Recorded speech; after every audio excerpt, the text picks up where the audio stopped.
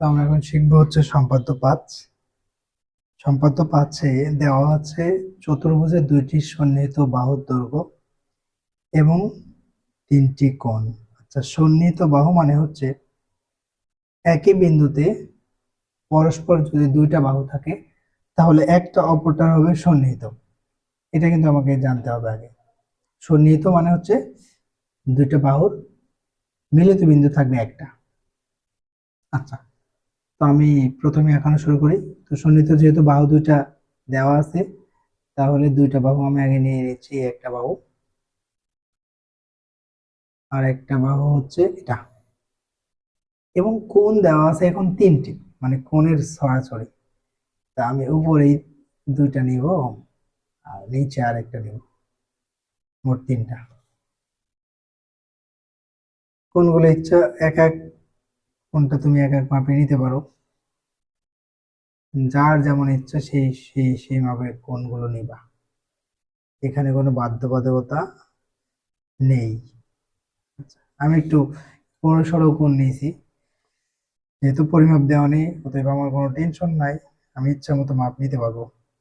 তাহলে এই যে যে কোনো একটা রশ্মি হতে আমাদের যে বাহু দুইটা দেওয়া আছে, একটা ই ধরলাম, একটা বি। একটা কোণকে আমি এক্স ধরলাম, একটা ওয়াই, একটা জেড ধরেছি। এগুলো করে না আমি ইচ্ছা মতো দিতে পারবো, এগুলো নিয়ে কোনো সমস্যা নেই। তাহলে প্রথমে এ বাহুর সমান করে আমরা এই যে যে কোনো একটা রশ্মিতে কেটে নিব। তাহলে এই যে রশ্মির একটা বিন্দু তৈরি হয়েছে, এই বাহুটার নাম হচ্ছে আমার A। ঠিক আছে, এখন দেখো, এখন হচ্ছে এখানে কোণটা আমরা এখন তৈরি করব। তাহলে এই যে কোণটা, এই রশ্মির প্রান্ত বিন্দুতে কোণ তৈরি করতেছি। যে কোনো একটা কোণ দিয়ে শুরু করবো তুমি, যে কোনো একটা কোণ দিয়ে আমি শুরু করলাম।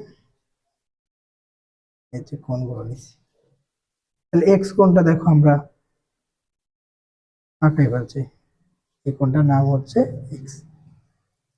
এবার আমার বলেছিল যে এই দুটা বাহু হচ্ছে সন্নিহিত। সন্নিহিত মানে এই বিন্দুর, মানে এই বাহুর প্রান্ত বিন্দু যদি এটা হয়, তাহলে অবশ্যই বি বাহুটার আদি বিন্দু এটা হতে হবে, মানে দুইটা বাহু একটা বিন্দুতে মিলিত থাকতে হবে। এটা হচ্ছে আমার হচ্ছে সন্নিহিত শর্ত।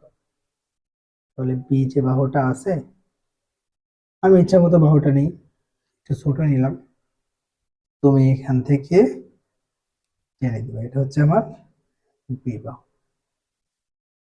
বলো, এবার কাহিনী হচ্ছে তোমার কোন বাকি আছে আর দুইটা বাহু দেখো, দুইটা শেষ, কোন এখনো দুইটা আছে। তো কোনগুলো আঁকাই ফেলবো পর্যায়ক্রমে। তাহলে এই কোণটা দেখো আমরা এই যে এই বাহু থেকে কোণের বৃত্তচাপটা আঁকাইলাম, কোণের দূরত্ব নিব, কোণের দূরত্ব নিয়ে আমরা আঁকাই ফেললাম, এই বাহুটা টেনে দেব।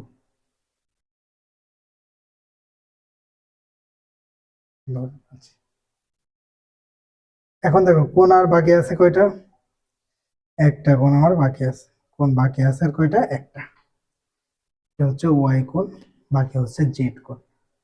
তাহলে দেখো এখানে কিন্তু একটা বিন্দু বাকি আছে আমার, ফাঁকা আছে। তাহলে এই বিন্দুতে আমি জেড কোণের সমান করে একটা কোণ আঁকাবো।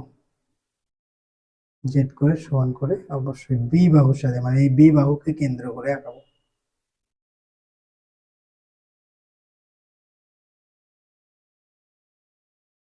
জেড কোণের দূরত্ব নেই, এইবার আমরা এই যে ক্রস পয়েন্ট দিয়ে একটা রেখা টেনে দিব। তাহলে দেখো তো, একটা মিলিত বিন্দু পেলাম আর একটা চতুর্ভুজ তৈরি করে গেছে জেড। শীর্ষবিন্দুগুলো আমরা চিহ্নিত করে দিই, এ বি সি, এটা কি ডি। তাহলে এ বি সি ডি একটা কাঙ্ক্ষিত চতুর্ভুজ। এই ছিল আমার সম্পাদ্য 5 নম্বরে। দেখো সম্পাদ্য হচ্ছে 6,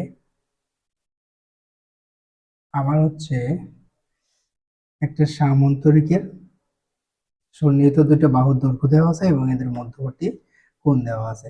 আমরা সামুদ্রিক তো চিনি, সামুদ্রিক হচ্ছে যে চতুর্ভুজের বিপরীত বাহুগুলো সমান এবং কর্ণগুলো অসমান এবং কোণগুলোও সমান না, মানে সমকোণ না, তাদেরকে আমরা বলবো সামুদ্রিক।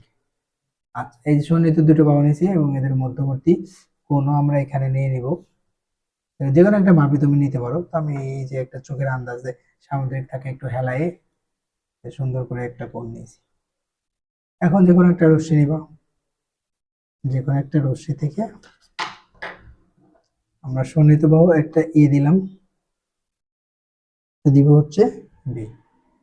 সন্নিহিত বাহুর দেখো এ এর সমান করে, এর সমান করে আমরা যে কোনো একটা রশ্মির থেকে কেটে নিলাম।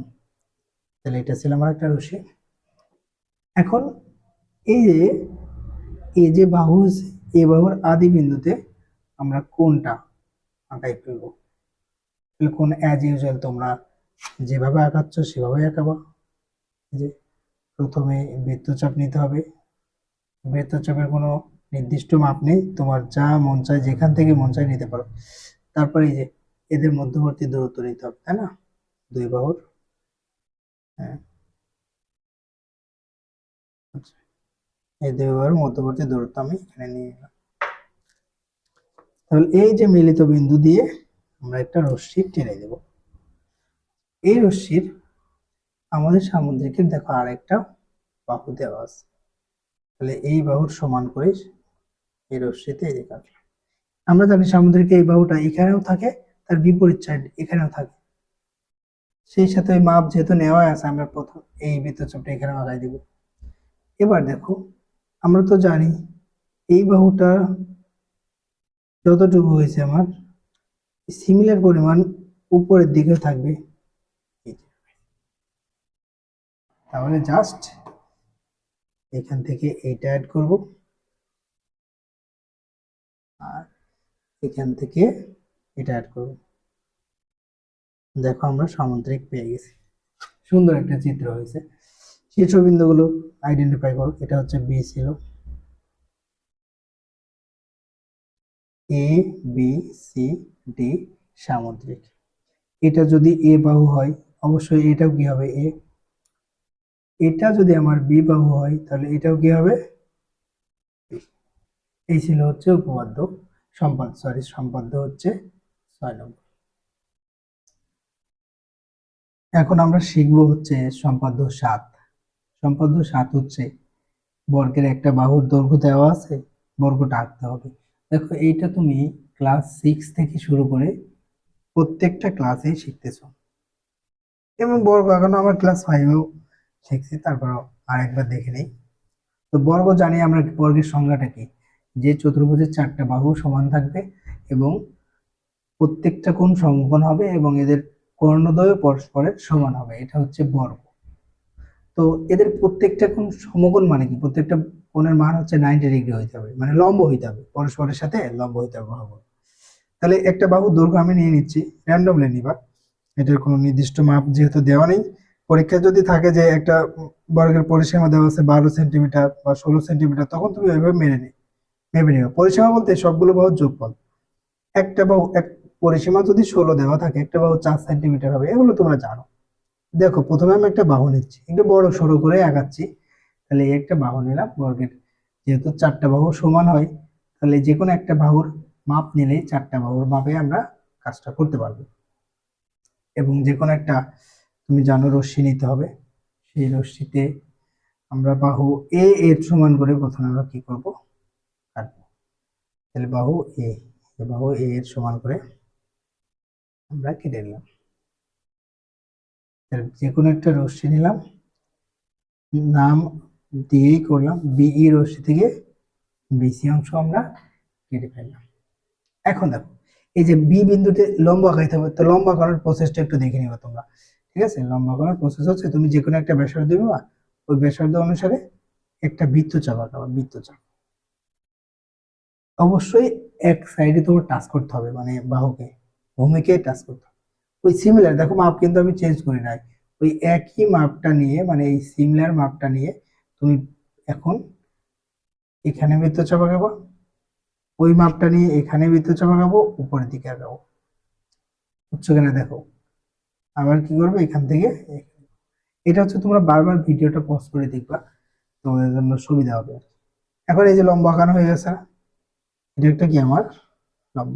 আচ্ছা, যদি আমার একটু এই সাইড দিয়ে চলে আসছে, তো তোমরা এটা নিজেরা ঠিক করে নিও। এবার দেখো, আমি যে বাহুর মাপ নিয়েছিলাম না, এই যে বাহুর মাপটা, এবার এখন এখান থেকেও কাটবো। এই বাহুর মাপটা নিয়ে আমরা এই যে এখান থেকেও কেটে নিব। এই বাহুর মাপটা নিয়ে আমরা এই সাইড থেকে কাটবো। তাহলে এই দেখো একটা বর্গ প্রায় পেয়ে গেছি, শুধু বাহুগুলো অ্যাড করলে শেষ। হুম,